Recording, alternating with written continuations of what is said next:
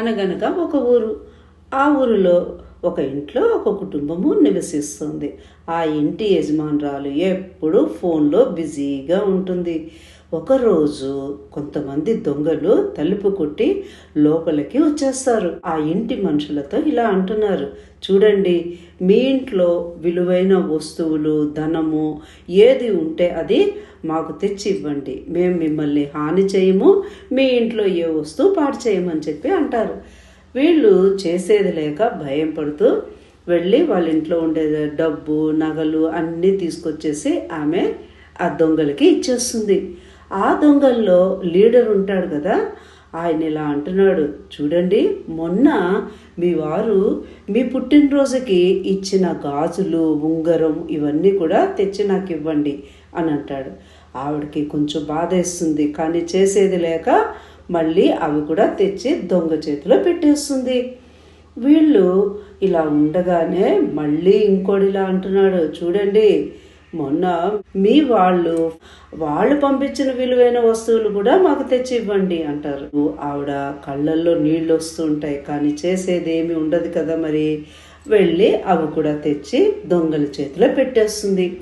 వాళ్ళు తీసుకొని వెళ్ళిపోకుండా సోఫాలో కూర్చొని ఉంటారు. కూర్చొని ఇలా అంటున్నారు, మాకు చాలా ఆకలేస్తుంది, మీరు మంచి టీ, తర్వాత నిన్న మీరు పార్టీ చేసుకున్నారుగా, ఆ పార్టీలో స్వీట్లు, హాట్లు ఇంకా ఉన్నాయి కదా, అవన్నీ కూడా తీసుకురండి. ఫ్రిడ్జ్లో కేకు, జ్యూస్ అవన్నీ ఉన్నాయి, అవి కూడా తీసుకురండి అంటారు. అప్పుడు ఆవిడకి ఆశ్చర్యం వేస్తుంది, ఇదేంటి, మా ఇంట్లో వస్తువులు ఎక్కడెక్కడ ఏమున్నాయి, ఎప్పుడు ఎలా జరుగుతుందో అన్నీ ఈ దొంగలకి ఎలా తెలుసు అని చెప్పి ఇక ఏం చేయగలరు, భయం కదా, వెళ్ళి అవన్నీ కూడా దొంగలకి పెడుతుంది. వాళ్ళు చక్కగా తిని టీ తాగి రిలాక్స్గా కూర్చొని ఉంటారు.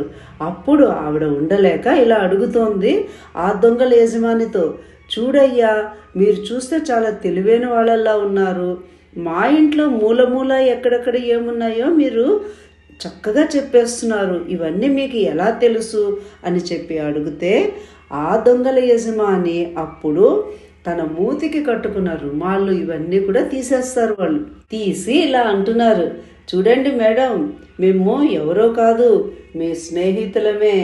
మీరు సోషల్ మీడియాలో రోజు మీరు ఏదో ఒకటి పెడుతూ ఉంటారు కదా, మీ ఇంటి విషయాలు ఫోటోలతో పాటు స్టేటస్లో కూడా పెడతారు.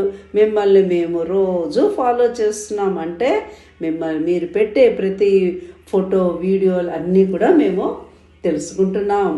ఆ విధంగా వచ్చిన వాళ్ళమే మేము అంటూ, మీ సోషల్ మీడియా ఫ్రెండ్సే మేము అంటూ వాళ్ళు పరిచయం చేసుకుంటారు దొంగలు.